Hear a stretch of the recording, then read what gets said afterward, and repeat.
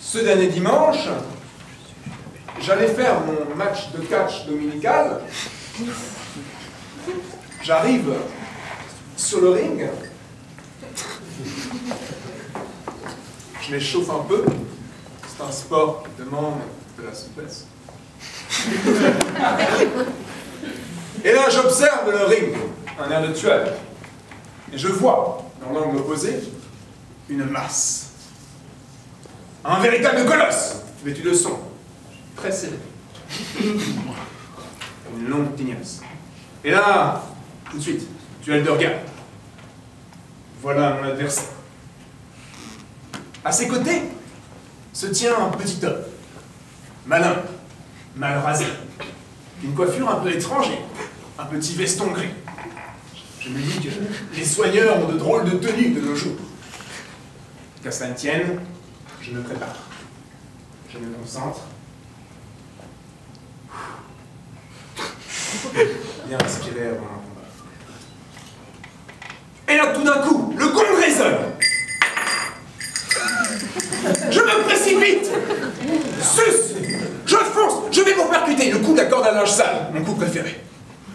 Et là, au moment où je m'y attendais le moins, le petit homme surgit, se dresse, en gueulant.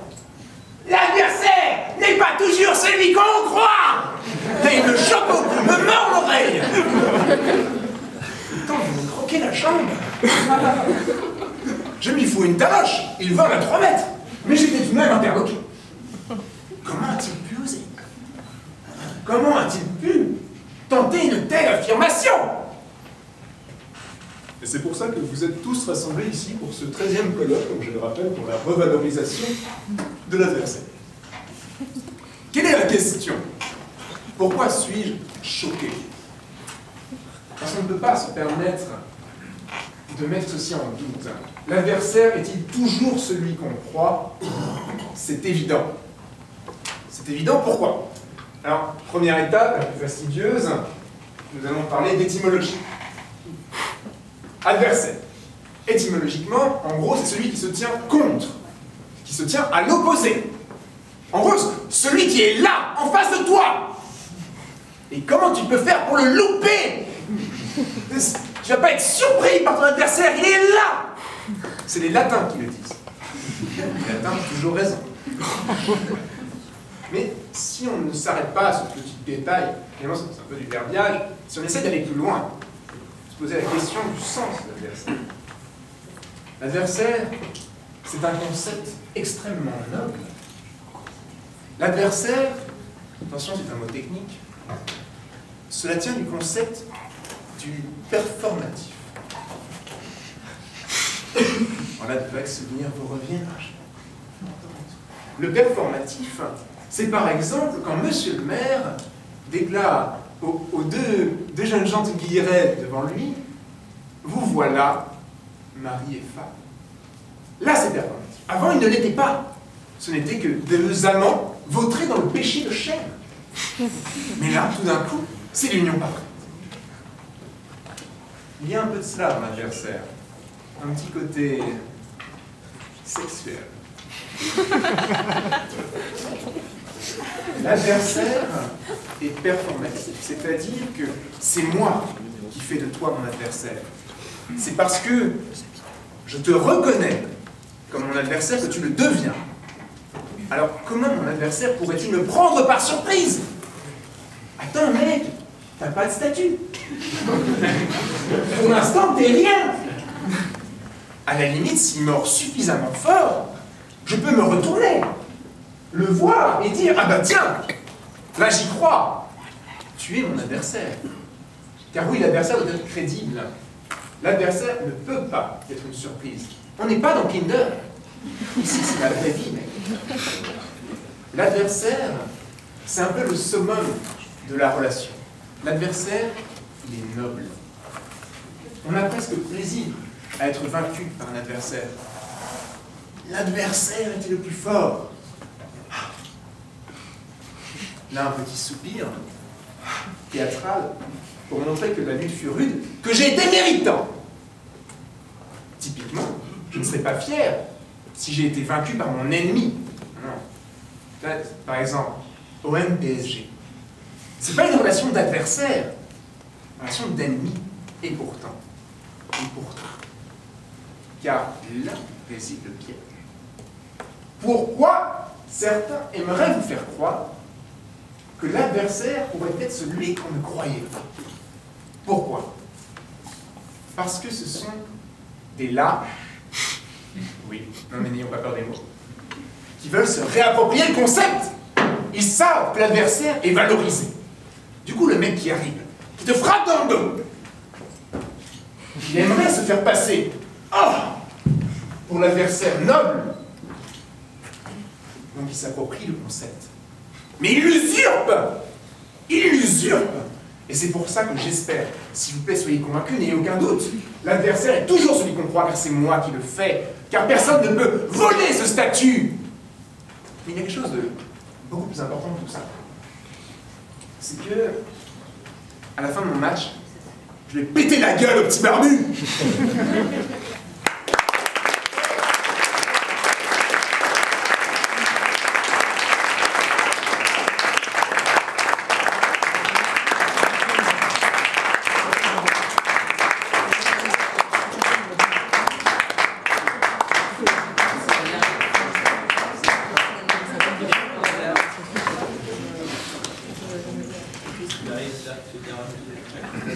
Ça va.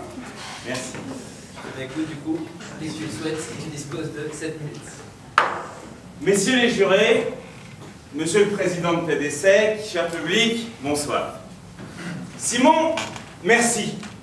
Depuis 3 jours, j'appréhende ce combat contre un adversaire impitoyable, le roi, qui, tapi dans l'ombre, attend dans sa 4e année sa proie pour la frapper une dernière fois. Oh oui, Simon, tu m'as violemment frappé. Mais devine quoi? J'aime ça. Tu es le meilleur adversaire dont j'aurais pu rêver. Tu me donnes ta fougue, ton énergie. Oh non, Simon, tu n'es pas mon adversaire. Tu es mon allié. Mesdames et messieurs, l'adversaire n'est pas toujours celui qu'on croit. Ma position est simple à défendre grâce à ce mot, toujours. L'adversaire est-il toujours celui qu'on croit?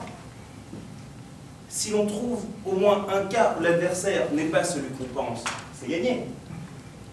L'adversaire n'est pas toujours celui qu'on croit. Simon, contre toute attente, c'est justement ton éloquence qui me donne raison. Et je vois là des gens qui rentrent dans la salle, et devant moi, derrière moi, des regards sceptiques de spectateurs exigeants qui se disent « Oui, mais c'est un petit peu facile. » Ils se disent que, au moment où je préparais mon discours, j'avais parfaitement conscience que Simon n'était pas mon adversaire. Et que donc, par conséquent, mon exemple ne tient plus. Soit, j'admets, bien qu'elle soit viable, j'abandonne, ici, maintenant, la démonstration de ce sujet par le contre-exemple. En effet, ni Simon, ni vous, ni moi n'avons envie que je m'étende sur divers exemples, des énumérations et des réfutations qui se succèdent. Et c'est finalement un petit peu stérile, un petit peu facile. Après tout, on vient d'une grande école. Enfin, ça dépend en qui, hein, évidemment. L'adversaire est-il toujours celui qu'on croit? Qu'on croit. Qu'est-ce que ce on? Qui est ce on si énervant, si pernicieux, si impersonnel? Combien de fois avons-nous lu l'année dernière? Combien de fois dans les journaux des phrases de ce type? On croit, dans les milieux bien informés, que Dominique Strauss-Kahn serait le candidat le plus à même de vaincre Nicolas Sarkozy. Pardonnez-moi, monsieur On, mais vous pensez bien mal. DSK, adversaire impitoyable, s'il en est, tapi dans l'ombre de sa 4e année de FMI. Attend pour vaincre son adversaire. Il l'a violemment frappé, mais il s'est trompé de cible. Monsieur On, je me retourne vers vous. Qui êtes-vous? Sur quoi basez-vous vos croyances? Qui même vous donne l'autorisation de parler? Monsieur On, voici ce que vous êtes. Un lâche. Un lâche qui se cache derrière un anonymat sordide pour ne pas avoir à payer le prix de ses paroles. Regardons dans cette salle. Un tel croit que mon adversaire est bien Simon, un autre pense que c'est plutôt le jury, ou à la rigueur le public. Enfin, les plus hollywoodiens d'entre nous se disent, sur un fond de violon pleurnichard et avec de grands soupirs, de manière théâtrale: non, Gary, ton pire adversaire, c'est toi-même.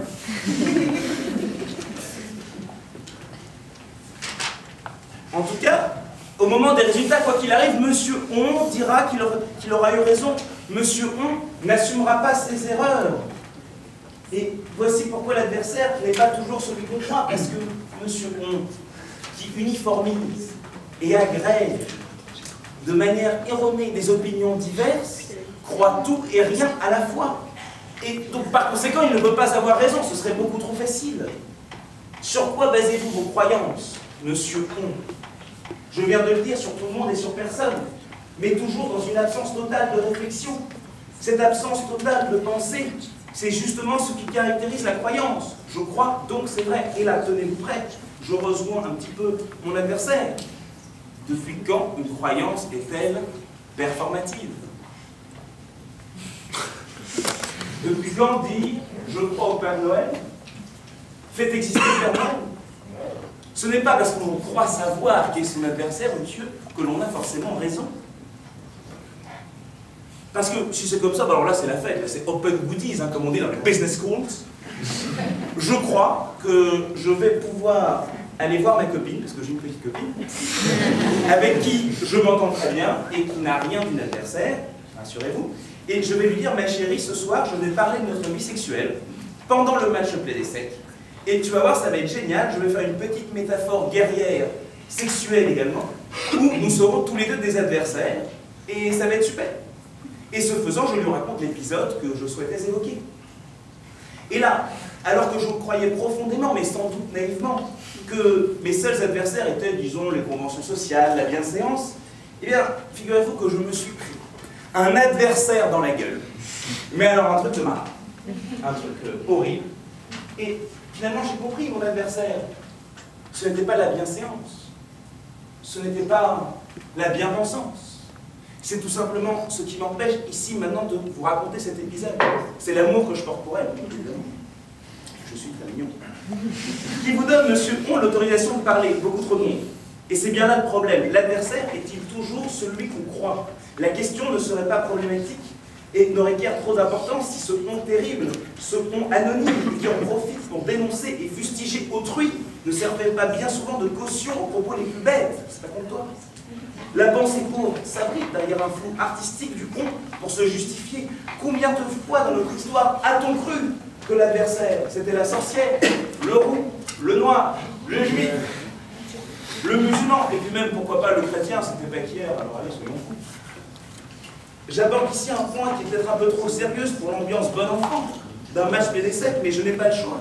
L'adversaire, c'est un terme fort, un terme violent qui suppose presque la mort. Celui qu'on croit, mais quelle indifférence.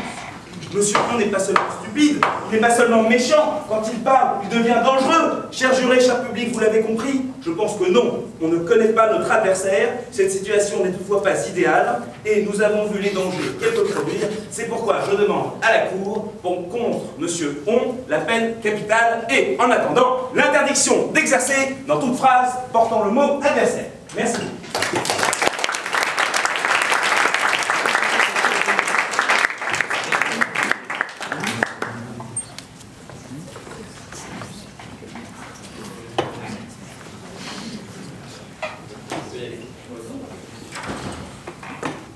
Mon cher Gary, ce fut incroyable. Tu m'as attaqué successivement sur mon âge, tu as évoqué des épisodes sadomasochistes qui auraient pu impliquer ta copine, mais qui finalement ne l'ont pas impliqué par amour. Tu as joué sur le fait que toujours était absolu, finalement tu n'as pas osé aller jusqu'au bout.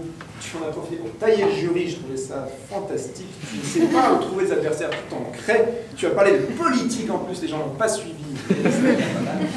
Tu as ensuite parlé du On, tu as oublié le sujet à un moment, mais c'était intéressant également. Mais en fait, je crois que là où tu t'égares totalement, c'est que tu n'as pas un seul adversaire, tu en as même deux en fait. Ce sont tes mains qui t'empêchent de lire ton discours et qui font que tu dépasses là. Je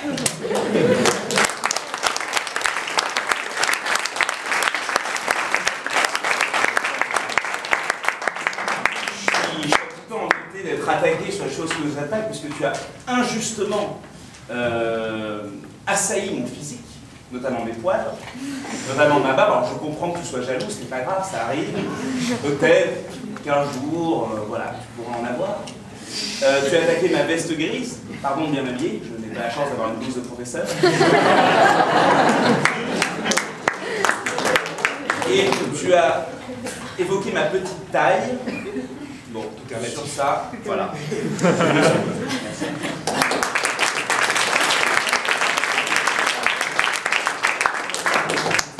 Merci à vous deux. La parole est maintenant au jury. Alors, je ne sais pas si vous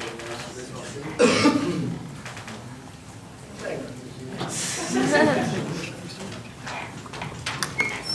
Bon, Gary Simon, on ne va pas se mentir, vous avez été bon. Vous avez été bon, sauf toi, Gary.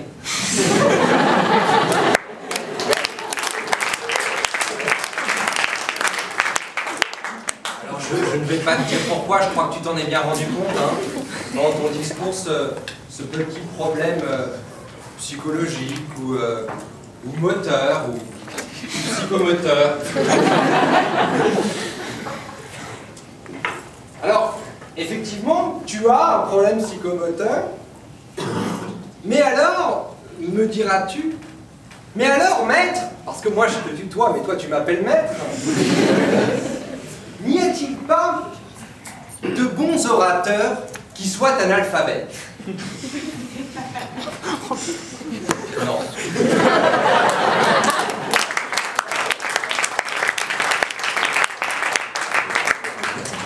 J'ai réparti tes idées, Gary, en deux colonnes. Je suis d'accord et je ne suis pas d'accord.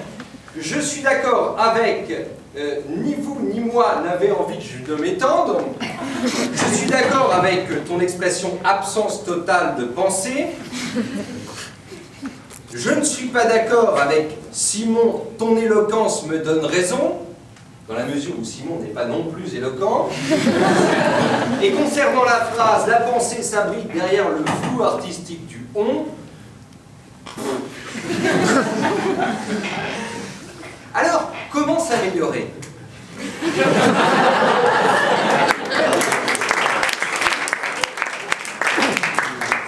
Eh bien, pour s'améliorer, j'ai dressé une liste des 63 points que je dois travailler pour devenir un vrai orateur. Mais un des moyens de devenir un vrai orateur, c'est encore l'imitation.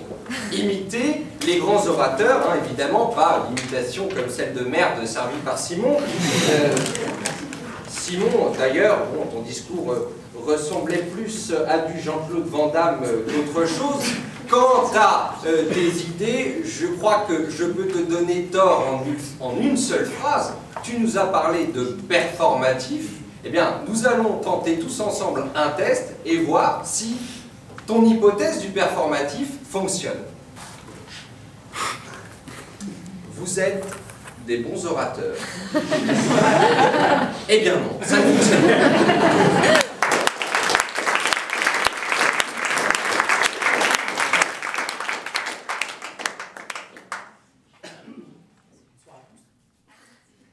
Alors, pour ma part, je serais un petit peu moins salaud que toi, Mathieu, en ce qui concerne Simon, que j'ai beaucoup aimé.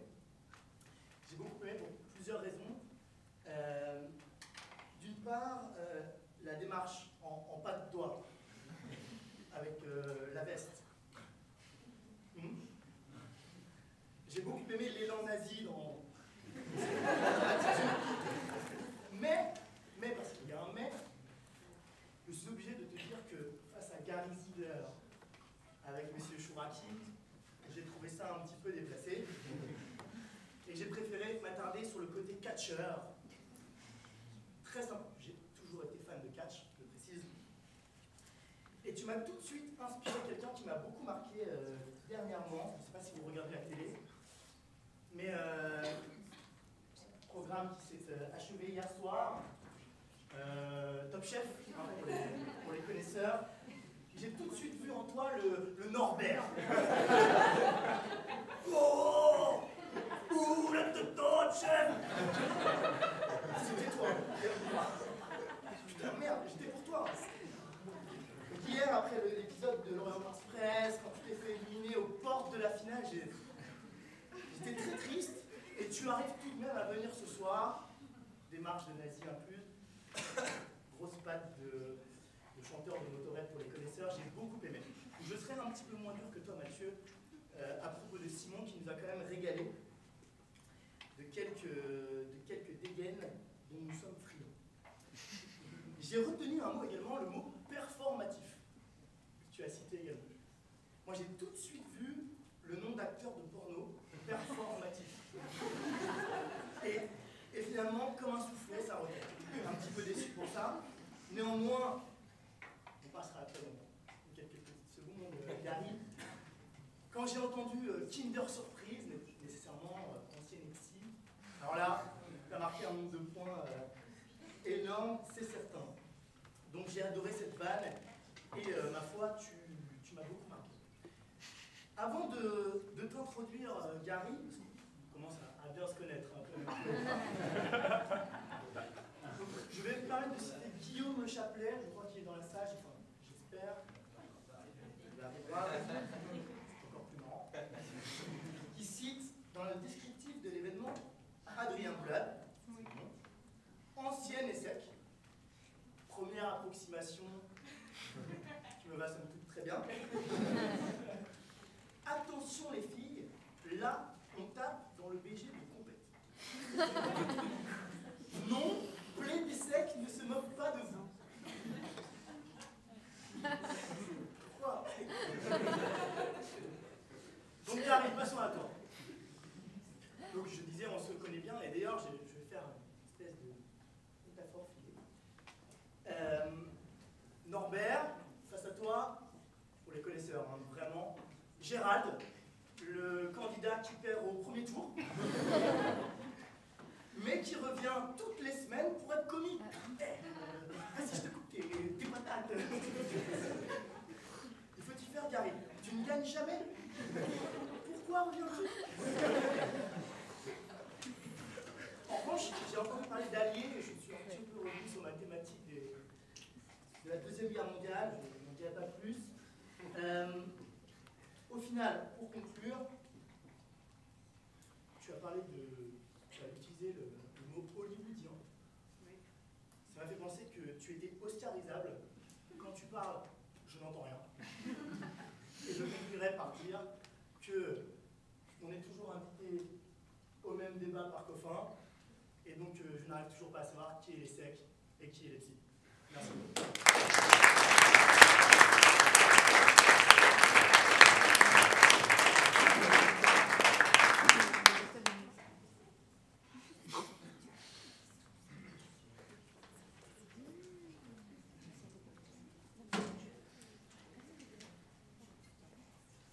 Alors, effectivement, on commence à être un petit peu habitué à Play des secs, ça vient chaque année. Et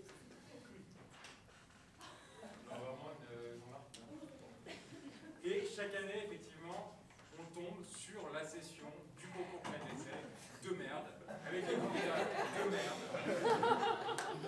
Et ça commence à faire chier, parce que quand même, on fait l'effort d'accueillir des stagiaires à chaque fois, chaque année, l'année dernière, cette année, l'année prochaine, et je pense qu'on mériterait un petit peu plus que soit des EPSI, soit des candidats qui me font penser aux places de stationnement qu'on cherche, et finalement, on réussit à laisser aux autres toujours le meilleur, et on stoppe toujours les places handicapées. C'est un petit peu ça que j'ai ressenti par rapport à ça.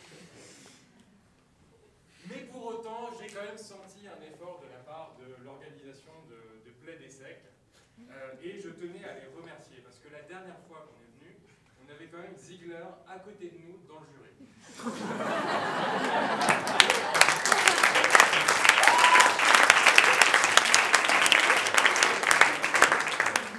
C'est quand même pas mal de remettre à sa place. au début, ça a du coup, mais il finit par revenir et coller. Et là, je ne vous cache pas que j'ai eu un petit espoir tout à l'heure. On m'a indiqué que Gary Ziegler était bloqué dans un accident de voiture. Je suis prêt à rêver un instant, mais non, il est là, il est bien là. Et finalement, c'était pas tout mal. Bon, bah Gary, je parlais de toi, je vais peut-être continuer sur toi. Bon, c'était pas bon, hein. T'as beau te planquer derrière ton costard, derrière ton costard, ton petit poignet de force, on sent quand même que t'es du genre à jouer avec ta guéquette dans le sable. À mon avis, la meuf dont tu parles, elle n'existe pas. Sinon, j'ai pas bien compris la suite, donc je vais passer directement à Simon.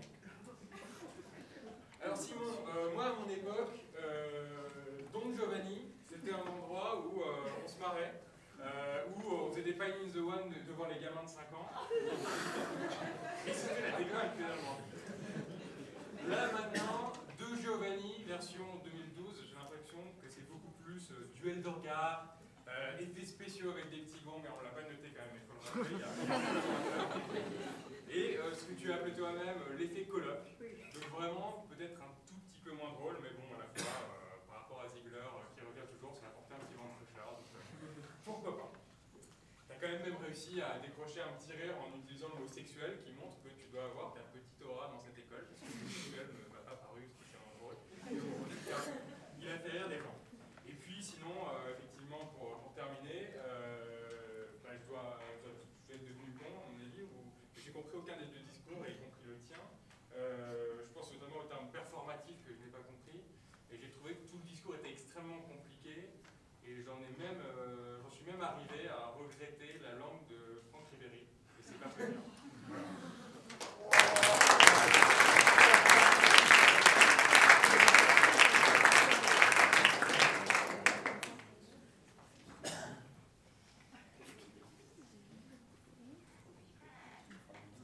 Alors, Simon le beau gosse.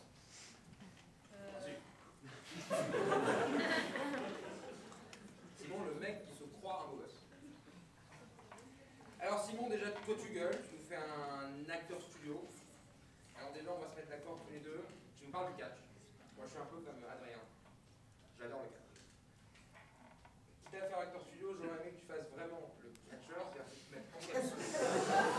C'est comme ça. Non, pas de cri de dégoût, pas de cri de dégoût. Le catcheur se met comme ça. Ça c'est le premier. Oui, bon, on fait ce qu'on veut, hein. Quand même.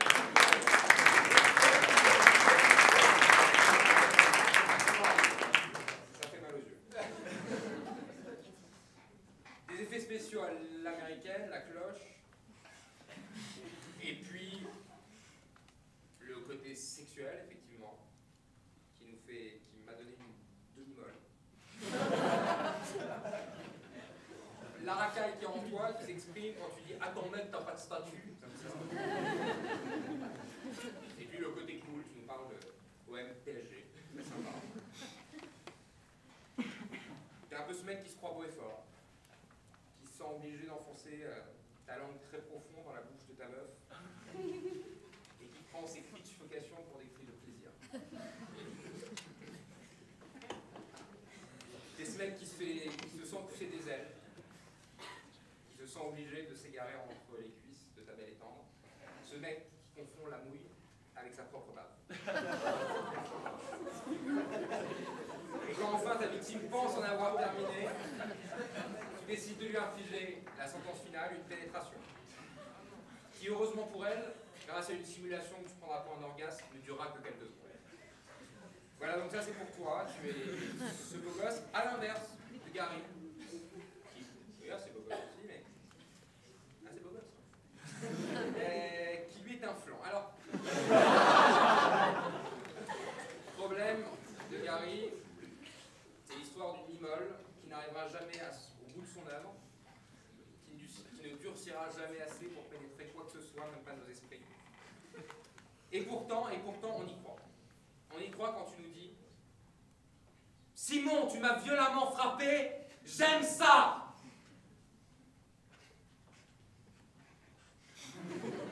Quand tu nous fais comprendre que tu as compris le sens du sujet et que le centre de gravité du sujet est dans le toujours. Quand tu nous montres ton sens de l'improvisation, quand tu vois des gens qui rentrent et qui nous disent « Ah tiens, il y a des gens qui rentrent ». Et le tournant. Le tournant, quand tu nous dis « Mais qui est ce con ?» Tu vas là. Là, c'est la désillusion quand tu nous parles de ton adversaire, c'est toi-même. Tu ne cites pas ta source. C'est Bruce Lee, dans La Fureur du Dragon. Et c'est entièrement vrai. Tu parles de ta copine, alors là je me chauffe un peu, dans ma tête il y a des scènes qui arrivent et malheureusement tu nous en dis rien. Donc voilà, tu ressembles un petit peu. Vendredi soir dernier, j'étais dans une boîte de nuit qui s'appelle Cris et Chuchotements avec Benjamin Coffin. Très bien habillé, un peu comme moi quand je monte mon short, mon caleçon, et tu as un peu cette bombasse de boîte de nuit, assez belle de corps, qui se déhanche, caliente, comme ça, qui m'excite un peu au plus haut point, que j'imagine en train de faire caca pour me désexciter. Et puis, sur un malentendu avec un taux de 3 grammes dans le sang, tu arrives à la ramener chez toi, t'es chaud comme la braise, mais là, tu commences à sentir son haleine fétide, elle pue des pieds quand elle retire ses chaussures, elle enlève les coques de son soutien-gorge, et elle n'oublie pas de déposer une petite galette avant de s'endormir sans avoir dégorgé ton poireau. C'est la désillusion, c'est comme toi. Tu incarnes cette désillusion, tu es ce candidat